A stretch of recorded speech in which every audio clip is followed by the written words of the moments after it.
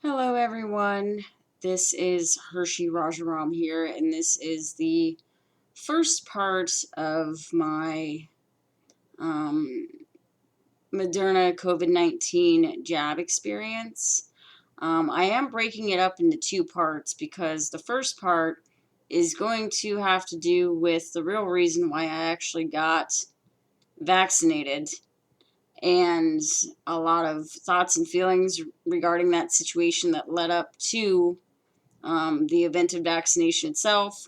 And the second part is going to be a separate video where I talk about the injury and the post effects of all that.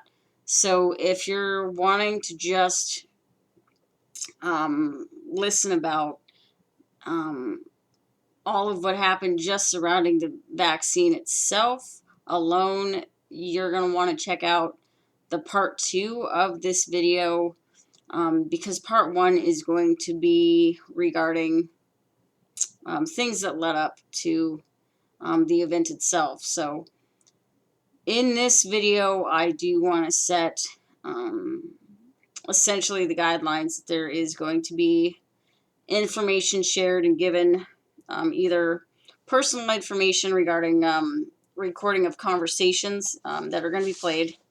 There is public information that is going to be shared.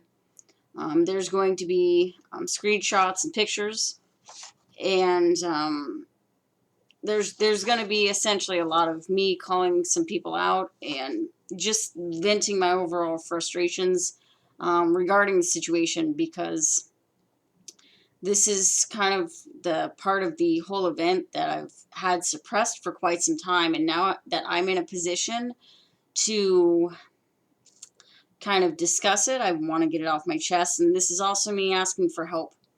I am reaching out for people that can, potentially contact me and, offer some help and some guidance, because I'm not sure what to do in this situation. I have an idea, obviously, as I go along, but it's very complex, and it's very hard for me to essentially come to terms with the fact that I'm here. And I'm not just talking about, being injured by Moderna. So without further ado, the reason why I got vaccinated truly has nothing to do with the federal mandate whatsoever.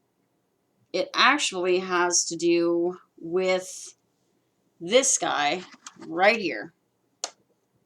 His name is Jose Cendeno. This is my previous supervisor for the company I used to work at. I don't know if you guys recognize it. This is FIA. If you guys are aware about any student loans, public service loan forgiveness, federal student aid, things like that they work with and things. This is a student loan servicer. They handle American Education Services and Fed Loan Servicing. They also deal with currently public service loan forgiveness at this time. I think they're getting ready to still transfer that. But this is the company I used to work for with that supervisor here. So the reason I am kind of putting this out on the table is because I feel that there are things that need to be said, because certain things that happen to me are uncalled for and blatantly just illegal. Had it not been for him, like I said, I would not have gotten vaccinated, and that's so important for me to have out there. I know I repeat myself a lot, and I don't mean to, but I think I've just been so traumatized about the experience that I went through prior to getting vaccinated, that after I had gotten vaccinated, I feel like it made it so much worse. So, just a little bit of a background. I started FIA April 8th of, I believe, 2018. And I worked there for nearly 3 years. In the beginning, I had no issues at FIA whatsoever. I actually really enjoyed working for FIA. And to be honest with you, I initially started working under this guy right here, John Carter. And I was on his team and under his management um, all the way up until June of 2021. And I was under Jose's management for about a little over 4 months. Under John, I had no issues. I did not fear for my life.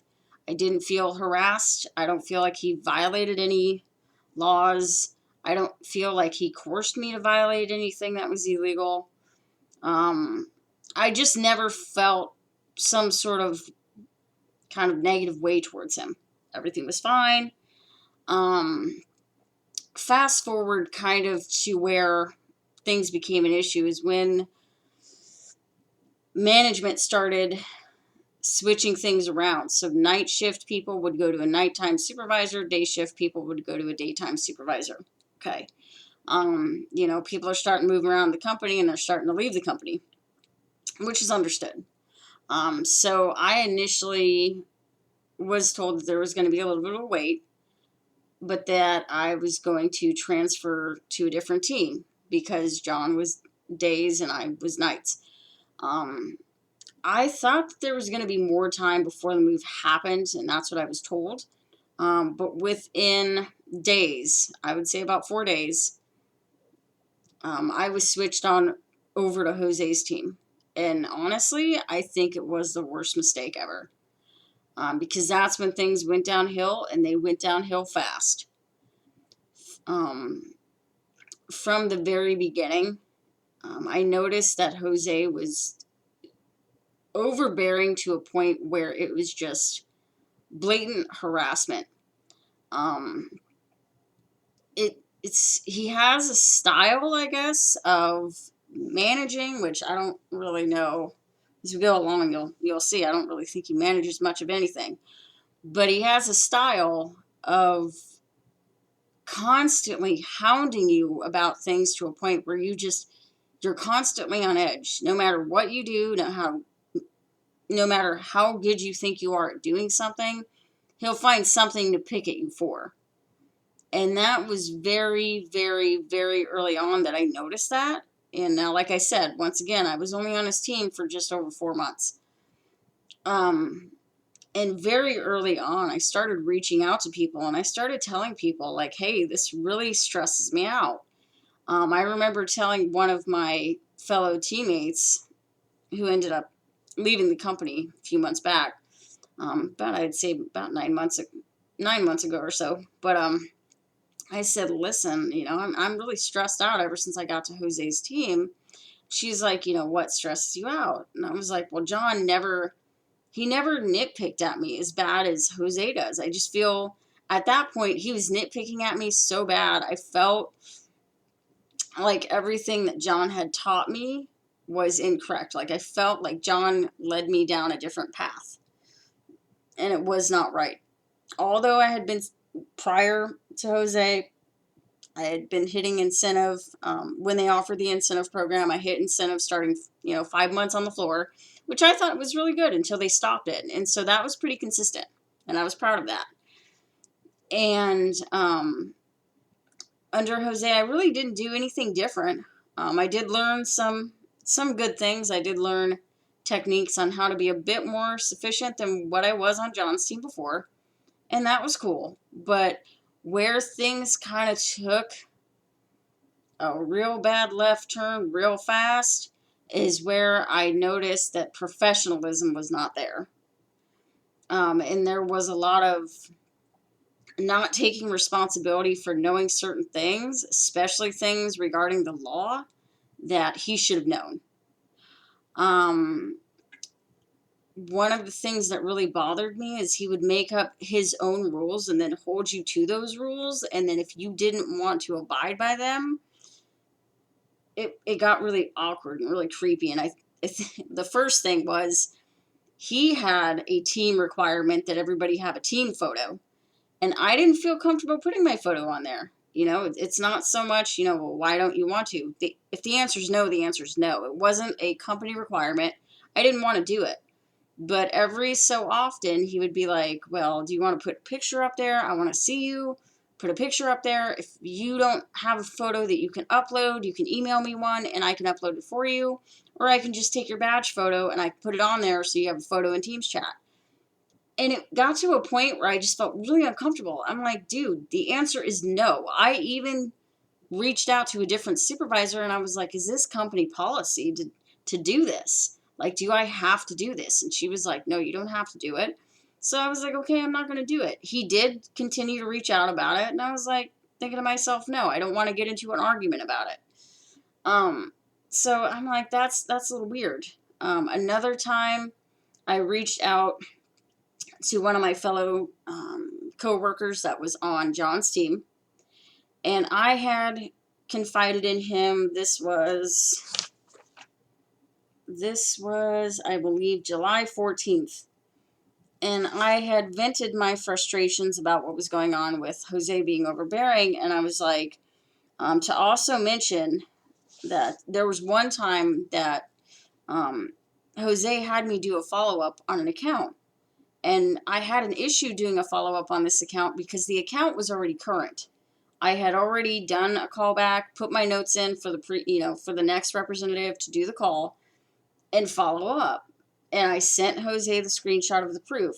Essentially, long story short, with this is Jose wanted me to repeat the process when he was available as if I didn't do it the first time, which I didn't feel comfortable with because I know legally there's only so much we can do. And if we push the envelope on certain things like that, we can get in trouble. So I didn't feel comfortable. But of course, under Jose, I did it. I didn't want to feel harassed in that sort of way.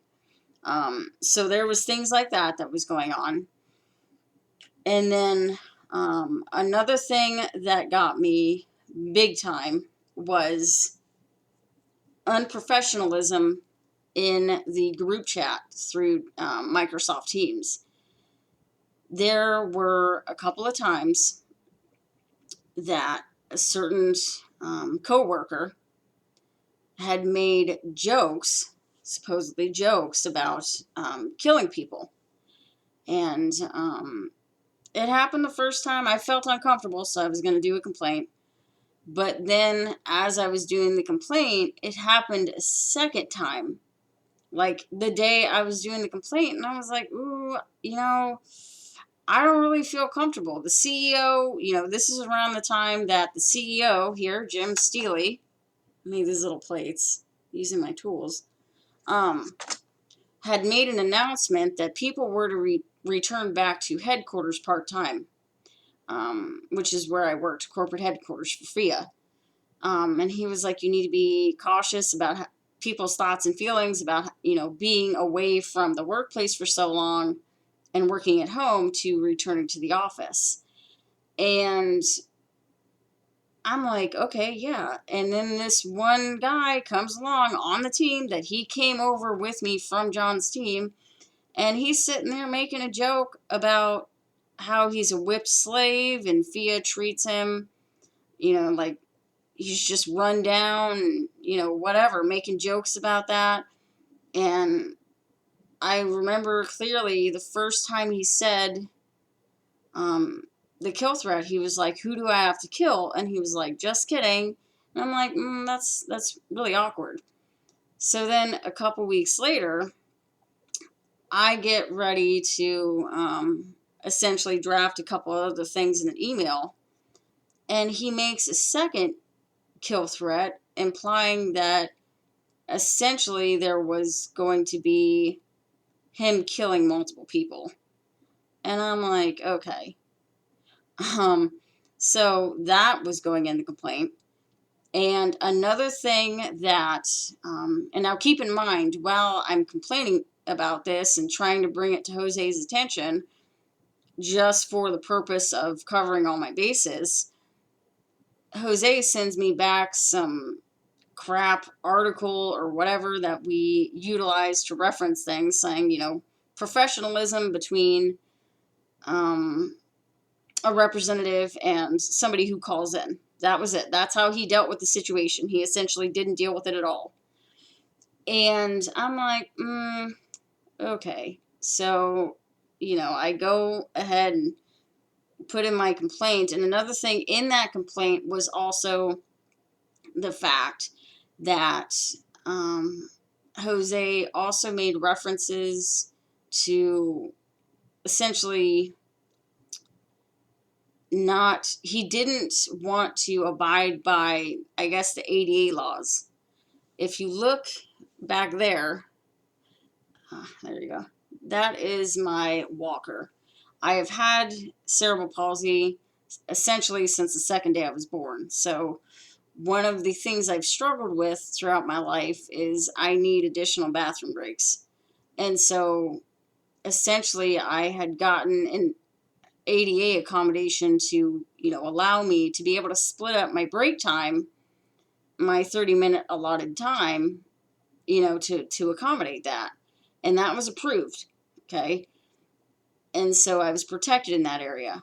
And multiple times, Jose he didn't allow me the freedom to use that accommodation appropriately. And I was under my time. And I'm like, dude, what is going on? And if it wasn't one reason, it was another. He would be like, I didn't understand that. I didn't see that. He kept saying, I misconstrued what he was saying. That's a common thing he says a lot. Essentially, any time that he's not right or any time he can look like he's in a bad light, then somebody else is wrong. So I put that in my complaint too. And then another thing that I drafted in this email was one time where I reached out to somebody for certain statistics to kind of show my progress within the company, where I was at a certain time to where the company standards were and how I essentially, Ephesians 3:20, my success. I went above and beyond what the company wanted me to do. So I reached out to Mitch, who was, I guess, a supervisor for the customer service experience. And I said, hey, can you help me compile some information if I, find a way to get it to you or whatever? And he's like, yeah, let me reach out to a supervisor that would have that information and I can give that for you. I can draft it up. So I was like, okay, not a big deal. I genuinely thought that he was going to reach out to John because incentive at that time, extra bonus money related to the federal contract wasn't being given out because the federal contract, as everybody knows, has been on hold for quite some time. I think March of 2020. So essentially 2 years now it's been on hold. So I had no idea at all what the process was of obtaining that information. Within about 10 minutes or so, Jose had sent me an IM, basically copying and pasting Mitch's request for the information. And he was like, hey, if there's something you need, then you can come to me and request it or whatever. So in short, just basically don't talk to anybody else but me. That is where it just went downhill for me because I was like, I can't with this guy. So I initially ended up reaching out to another supervisor, Tabata, who said to me, she was like, hey, you can go ahead and file a complaint. I tried to tell her what was going on, and I was so scared in that moment of reaching out to her that I literally waited until we had a diversity, equality, and inclusion training. I think that's what it is, DEI training, because I didn't want Jose to know that I was reaching out to anybody. And I reached out to Tabata and I said, listen, can we set up a time to meet at headquarters, or can I call you? And, she was like, yeah, well, we can meet at my desk, or whatever on this day. And I was like, listen, I don't want him to see me and then start questioning me about what I'm doing. And she was like, well, he doesn't have a right to know what you're doing. And I was like, but you don't understand. That's how he is. Like, I just don't want to deal with it. I feel very uncomfortable, and it just feels very hostile. And I even suggested to her, I was like, do you want to meet inside of the parking garage around the corner? And essentially what it boiled down to is she was like, why don't we just call each other on Teams after our shift and you can let me know what's going on? So I did that. And then she told me to obviously compose the email. And I apologize if I'm jumping around, but she told me to compose the email. And then she would read it over. And then it would be forwarded on over to her supervisor, which is also his boss. Okay, this lady right here. This is Teresa Clancy, his supervisor. And so at that point, I felt confident, like, hey, after a while, I reached out to some people, I got it situated, I feel confident, I'm not going to have to deal with it much longer. Whew, was I wrong? Let me tell you, within a few days, Teresa reached out to me and fed me some crap about literally how she just made it seem like my complaint and my concerns were not important at all. I remember her clearly saying to me, I can see how you were offended, not worried about the kill threat, but just offended. You were just offended. And now keep in mind, about a couple days prior to this, they sent everybody home. So she would have already seen this email before sending everybody home. So in my mind, how they dealt with it is, okay, there was a kill threat, so we're just going to allow everybody to work from home. Well, going back to the conversation with Teresa, she said, Jose just feels really slighted that you're going around talking to everybody else but him. And you need to be talking to him about things, not going to other people. And I'm thinking to myself, I only reached out to 3 supervisors total. And it was one time each for each of them regarding the situation at hand. Mitch, I don't think counts. So Tabitha and then Clea. And he's sitting here, I guess, making it sound like I've been doing it for months. And I'm like, that's not accurate. I'm, sitting here reaching out for help. I obviously felt nervous, and this is where I got upset because right there, like I said, with my walker right there,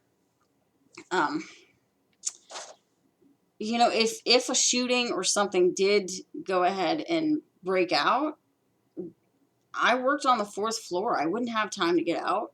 Like, who's to say that something wouldn't happen? You don't know. And I was trying to, reiterate to her, hey, I don't feel comfortable. Is there a way I can switch to a different supervisor? And she said to me, she was like, we can't be setting the precedence that just because somebody doesn't like their supervisor, that they can switch to their supervisor. So hold on, everybody. So basically, I've brought up somebody who had multiple kill threats. I brought up multiple violations under the ADA. And I also brought up essentially just him being blatantly harassing me about things here and there. And yet you don't see anything about, hey, you know what, we might want to move her. I felt some sort of way. I felt really upset about that. I was like, listen, this is not good. And I knew shortly after she had spoken to him, and this is kind of before her and I had a discussion, she had actually spoken to him days before. So I'm kind of having a discussion with her afterwards. But I was like, I can sense that there's tension there. I can see it, I can sense it. I'm not stupid. And I just felt like it was swept under the rug.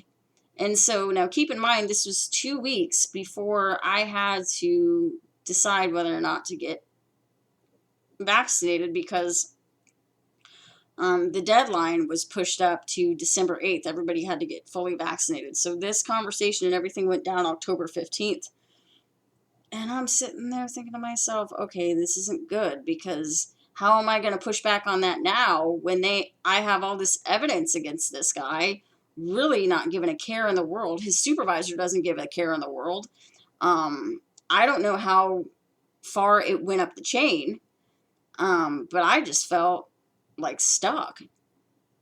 And, I'm like, I guess I'm kind of stuck, getting the job. And I really didn't want to. And I think that's where I felt totally betrayed, especially upon doing further research, which, let me see, do I have it here? I should have it. Let's see.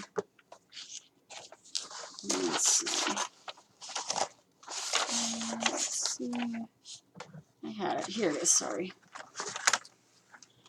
Upon doing further research of Teresa Clancy here, I'm going to read something that I'm going to tell you right now. It's looking a little sus. And I'm going to tell you why. Because this is a complete double standard. And I need a second opinion on this. Okay, so I'm just going to read what it says. Then I'm going to kind of pick out certain bullet points of what I've highlighted. Okay, so this was written and composed. This is a public review. This is out for everybody to see. If she later deletes it, I have a screenshot of it. So August 17th, 2021. This is 74 days prior to my vaccine injury and 59 days prior to the talk about Jose. So this is prior to me doing the report against Jose and everything that was going on. Apparently, there was a fire alarm last night around 3 in the morning, and we didn't hear it. Tonight, there was another alarm around 8:30, and we could hardly hear the alarm. Not sure how long it was going off before we actually heard it. I'm extremely upset. We are close to the emergency exit, and there is no room for this total disregard for safety. I tried to call the front desk multiple times tonight to have the alarms near the room checked. Alarms near our room checked, but no one answers. I'm typically not one to complain. That's a precursor for here it comes. And I let the outrageous resort fee issue slide, along with many issues with the room leaky sink, no pot holders, dish towels, spatula, no trash cans in the bathrooms, and so much more. These are minor inconveniences, but putting a family's safety at risk is completely unacceptable and intolerable. I'm so disappointed in our stay this year. We've come for many years, and we have always had positive experiences. We own several timeshares and have never had to pay a resort. After the safety concerns, I'm going to have my lawyer look into the legality of it. Teresa, I can't with you. I really, let me just say, and I'm going to put this out there, you just admitted your absolute guilt for how you handled the Jose situation. Let's just put this out there. I was trying to do some research on how long you've been working for FIA, and I found this little gem that made you look completely stupid. So, first bullet point I highlighted is we are close to the emergency exit, and there's no room for this total disregard for safety. Could you imagine if somebody did carry out a kill threat? Me being on the 4th floor and having to choose either being by a bathroom or by an exit, and I had to choose, because of my disability, to be by a bathroom, how that made me feel, how just thinking about that made me feel. I used to map out on what days who would be where, so if something carried out, who could possibly not end up going home. Like, seriously. Second one, putting a family's safety at risk is completely unacceptable and intolerable. And yet you thought I was merely just offended by a kill threat. Offended, not worried, not anything. Okay, just offended. The last one is after the safety concern issues, I'm going to have my lawyer look into the legality of it. Okay, is this what you meant by when you said, and I told you, I said, listen, if things don't improve, I'm going to go over your head. Is that what you meant? Because you gave yourself away. All these tools I have here now, everything I've compiled so far, you guys have given me permission to use. And at this point, I'm like, what's going on here? I mean, I got some questions. Because 1 week after the talk with Teresa, there was the announcement that obviously we had to get vaccinated by December 8th. That was 1 week after the talk with Teresa. Okay? So obviously that gave me 2 weeks to decide what weekend I was going to get the vaccine. 2 weeks. That was it. As of, let's see, December 17th, as you all know, shortly after that, so about 9 weeks after December 8th, the deadline, 9 weeks after the deadline, President Biden had essentially been struck down and was told, hey, you can't make federally contracted businesses, which is what FIA is, you can't make them all get vaccinated. So 9 weeks after the whole ordeal, everything was canceled. So essentially, had I held on for 9 weeks, I wouldn't have gotten injured, ever. I would have never gotten vaccinated, so I would have never had an injury. I cannot explain to anybody how that feels. Because I know now that I was completely mishandled. And there is no room for anybody to try to talk themselves out of saying, I didn't know, she misconstrued. No, it's right here. You knew better. Because if this was your life, if this was you, and you were in my position, you'd be doing the exact same thing. If this doesn't scream entitlement, I don't know what does. And you were on vacation. You're completely able-bodied over by an exit. I'm sitting here saying, listen, I can't get to an exit if something serious happens. I mean, really, you guys, don't even get me started on your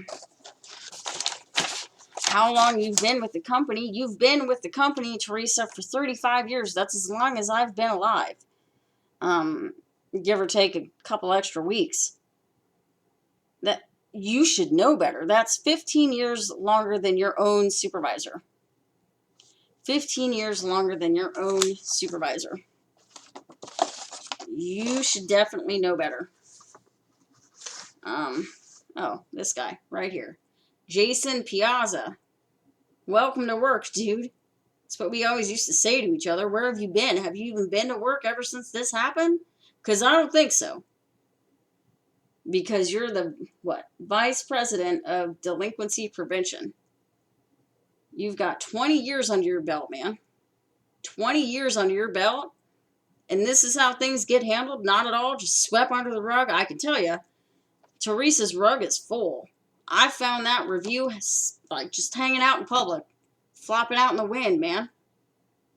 You got 20 years under your belt. Jose, you've got 8 years under your belt. To be violating laws the way that you violate laws and to not know as much as you claim to not know, come on, dude. It's not going to fly. It's not going to fly. I don't know how you're going to be able to talk yourself out of this one, but you better come up with an alibi real quick. Because it's not working. And let me just say, John, I'm so disappointed in you. I had a lot of respect for you. I was on your team the longest. I only had you and Jose as supervisors there. and you let me down. I know that for a fact because I had a little birdie on the inside try to reach out to you on my behalf to let you know. I even personally let you know, hey, there's a lot of, situations on Jose's team that are making me feel uncomfortable, man. And you tried to talk me out of it, saying, hey, just, hold on. It's not that serious. You need to give it a little bit of time. Even Teresa, hey, I'm working with them. Give it a little bit of time. Give it a little bit of time. How much time do you need to work with somebody that, he wants to boast about how he's got his stuff together? I've got proof of that too. Dude, no more time. You've been working at the company almost 11 years. Your anniversary is coming up in May. If you make it that far, congratulations. But let me tell you something, man. I had a little birdie on the inside come up to you and let you know, hey, things are bad and you need to try and come to her rescue. And I know you know who that is, and if you don't, I can't help you. I'm not going to help you. I can, but I'm not going to, because you got to start figuring things out yourself. And you essentially just seemed like you didn't want to be bothered with it. Okay. Okay, then don't be bothered with it. But you know what? Don't say I didn't warn you guys, because this is completely unacceptable. The harassment, the violation of laws, the treatment, and just complete disregard as if it doesn't matter. But if you were in my position, it would be a completely different situation. This is a student loan company. I just wanted to go to work and do my job. Is this really what's going on behind the scenes, everybody? Like, I don't mean to lose my head over everything, but essentially I almost lost my life. Let me tell you, right here,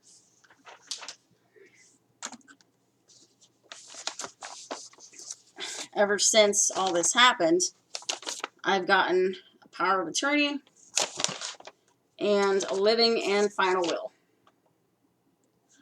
I am 35 years old. Had the situation with Jose been properly handled, I wouldn't be here today. Today, I am essentially unemployed. I was fired officially as of the 1st of March, 2022. So that's 24 days ago. 3 weeks from now, had I not been fired and had none of this transpired, I would be coming up on my 3-year anniversary.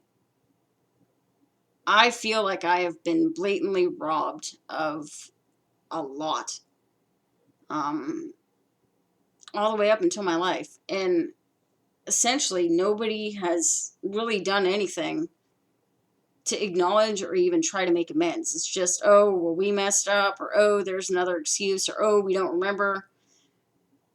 Listen, I'm going to play some little clips for you guys just because, just to put this out there. I want you guys to hear some of these things, only a few, not a lot, but just to kind of get the gist of some of the things I've said before, and then I'm going to wrap this up. So, another thing that I noticed was, like, she kept talking as if she was hoping that I wasn't going to have enough time to, like, rebuttal, and I stopped her a couple times, and I was like, listen, for one, he's fluffing how many times I'm going to other people. So that's one. Number two, I'm giving him opportunities to communicate and converse, and he doesn't want to hear it. He wants to shut me down. He wants to take me not seriously. And he still wants to come at me with his level of arrogance and know-it-all. And I told her, I said, he's very hot and cold. I don't have time for no hot and colds. I'm like 2 steps away from just periodically just being like, well, John said when I was on John's team, blah, blah, blah, blah, blah, John Jacob, Jingleheimer, John Smith. It's just to tickle his balls. I just feel, and I don't know if you pick up, if you need clarification on anything, just ask. I don't know if you pick up on this either, but I just kind of feel like it was a sweep under the rug, especially who they went to in HR. They went to Stephen Kelly, which to me, I explained to my girlfriend, is like a cross between Mr. Rogers and that passive teacher in South Park with Mr. Hat. Like, I just felt like that was the wrong HR person to go to, who's like just nonchalant, like, hey, it's okay. No, dude, get your shit together, because if you don't, I'm going to get it together for you and put it off to the left outside. If it's not one thing with Jose, it's another. And I'm like, dude, stop. Like, I can't. I don't feel comfortable going into work. And, she had mentioned a couple times, and this is what kind of got under my skin.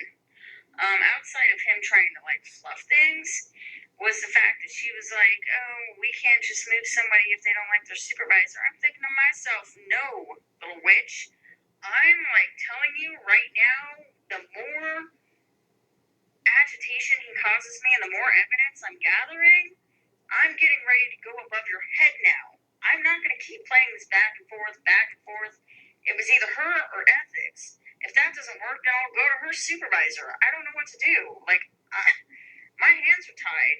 Like, I'm not going to keep doing this. And she was like, well, I just had to work with him about this. I had to work with him about that. And I'm like, for as cocky and as arrogant as he is, he needs to come correct.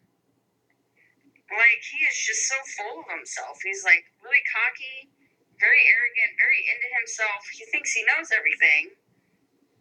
But yet, you go to call him out on his stuff, and he's like, oh, well, changes, or, oh, like, I'm learning too.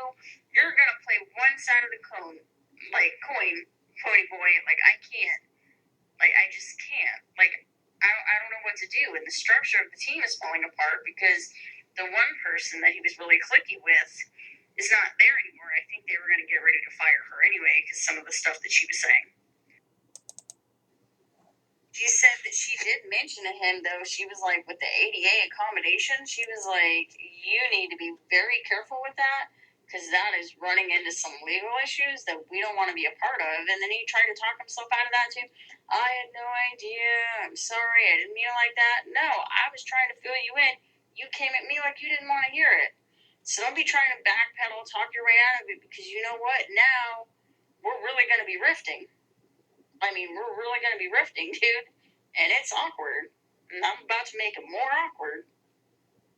And then, like, later on, even yesterday, I got, like, stuff in my throat. I'm sorry. But yesterday, I went to go ahead and reach out to him. And this is when, after I had spoken to her, and I was having tech issues, like, all day for, like, the last 2 days.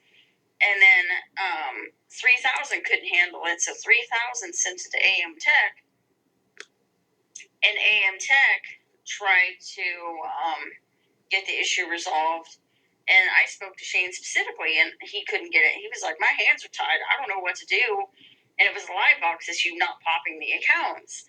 And he was like, I don't know what to do. And of course, I'm here. I've never had to do this with John. But I told him like 3 or 4 times. I was like, can you please send him an IM or send me an email of what's been accomplished and what you're advising? Because I need to answer to Jose for every little thing. Every little thing that Jose wants, he needs proof of. If you go and touch an account to fix it, he needs proof. But yet, he'll sit there and waste your time and not even think of it. And it's really annoying. So then he goes back, and I'm supposed to have this meeting about the, like, equity or equality or whatever, and about changes within FIA. And he says to me, he was like, well, make sure that whoever you're speaking to in the meeting knows that you're having system issues and this needs to be resolved. It needs to be a priority. And I'm thinking to myself, okay, so what do you expect me to do? Like, what do you want me to do? Like, 3000 is telling me to go to AM Tech. AM Tech is like, stay inbound, stay productive until we figure it out. And it's happened before with Livebox before we went to CRM. It's fine. Be productive, get money for the business, move forward. Jose wants to sit there and act like there's some alternate solution, like, hey, you need to figure something out, and this is exactly what I'm talking about. I just got off the phone with his supervisor, and he wants to keep pushing the issue. So that's just some of what I'm talking about, you guys. And that's just specs. That's it. It's specs. And it didn't stop. He doesn't stop. Like, it's 8 years. He should know better. Like, I don't know what you guys are doing back there in the back scenes of things, but I said, and I'm going to reiterate this again, this was corporate of FIA, corporate headquarters.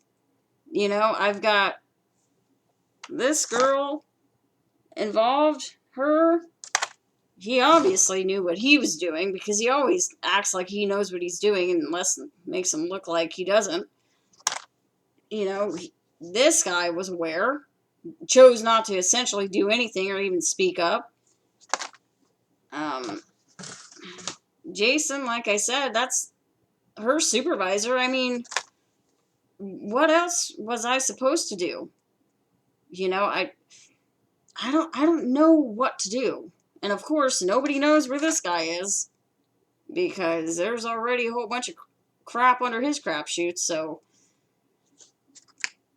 man, what's going on? I'm reaching out. I'm putting the SOS out there. I know this video might sound a little jumbled, and I don't mean for it to, but geez, Tucker Carlson. I know I watch a lot of Fox News. Yeah, I don't know. Maybe you can reach out and help me do a little bit of investigating. I have no idea. Salty Cracker, I let my salt flow. I love your YouTube channel, but I mean, maybe you can give me some advice. I don't know. But I know that I'm not going to let things go. How I was treated is absolutely uncalled for, and it needs to be addressed in a very big way because I have even more stuff that I'm not sharing with anybody because I don't know where everything is going to lead. But fact of the matter is, y'all need to get your stuff together and stop trying to hide whatever's going on. You still got a lot of, private clients and things you deal with. Some of those clients, and all this is public knowledge here, just to put this out here, outside of you servicing your own private loans under American Education Services, you got Brazos, Citizens Bank, Ed Financial, Massachusetts Educational Financing Authority, which is also known as MEFA. You got PNC, you got SunTrust, US Bank, USAA, and Wells Fargo. And that's just to name a few of people that you guys do business with. But at the same time, on the back end, this is how you're handling your employees. And I really didn't deserve how I got treated. I really did not deserve it. And like I said, the majority of this information, if I didn't offer it, which was okay to share, it was public. Or, just like Jose said, I used my tools, snip, snip, screenshots. Got a whole bunch of those, got a whole bunch of pictures I showed you. I got some more. Or just like you said, Teresa, I could go above and beyond your head. So, okay, you gave me permission. Okay, I'm not using anything out of my own authority. So, I don't know what is the next steps here, but I'm putting this SOS out there, not just for myself. If I wanted to handle things just for myself, I would have done that already. But I know that there are so many other people that are dying to come forward that don't have the courage to go ahead and do so. And I'm happy to report that after praying about this and just surrendering to whatever comes of this, I've got my bravery coming back. I'm putting my foot forward and putting myself out there because I've already been put out in the cold anyway. I'm waiting for food stamps, getting back on Social Security payments because of everything that this has done for me. And I want you to know that had you made the right steps and had you done what you did to keep me safe, I wouldn't be here. But you chose not to do it and you knew what you were doing. So don't try to speak your way out of it like you had no idea. You absolutely knew what you were doing. And you, yes, are responsible. In a very big way, you are responsible. And now I know why nobody wanted to call me back or return my calls and speak to me. Just as an employee, being casual, trying to offer up information and still be on that personal level because you have a level of guilt and maybe it needs to be there. because condemnation leads to death, but conviction leads to change, and there needs to be some convictions had, because there needs to be some serious changes, because I'm not letting this go. So if there is anyone out there that can offer some advice, please share this video, get the word out. I need some help. I'm trying to do all the footwork that I can, but I can only do so much. This vaccine injury is a long, slow healing process that I'm still trying to get over and get to. Like I said, the second part of this two-part video, because this is almost an hour long, it is going to be in its own video. So if you just want to go and hear about my experience with what the vaccine has done to me, things like that, I'll be posting a video here shortly. But as far as this goes, no. You guys aren't getting away with anything. I don't know.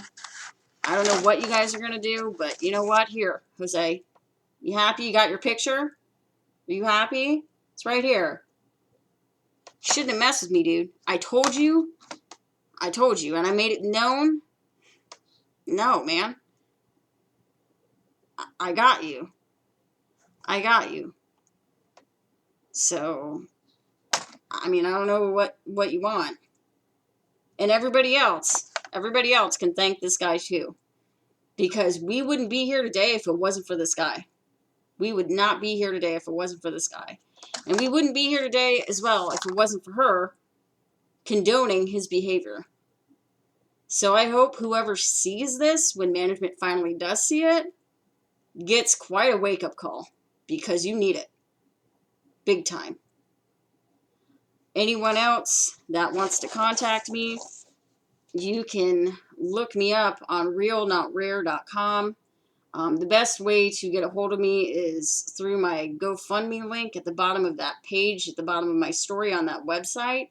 You can email me through there. I also have an Outlook email that is my first dot last name at outlook.com. So if you're trying to get a hold of me, you can reach me through there. Right now, I am staying off social media just because I'm trying to keep my head right. But I hope to hear from somebody. I hope this touches people in a way that's quite a wake-up call. Even though this should be separate, it's not. I mean, I want answers, and I don't think I'm going to get them going through the proper channels, because obviously I wasn't treated right going through the proper channels. And I don't think that this is how businesses should be running their back ends. So if you're still watching, I really appreciate it. Thank you so much. Please spread the word, get this video out there as quick as possible, and really let people know to, I guess, reach out, wake up, do whatever you've got to do, but I really appreciate your love and support. Thank you.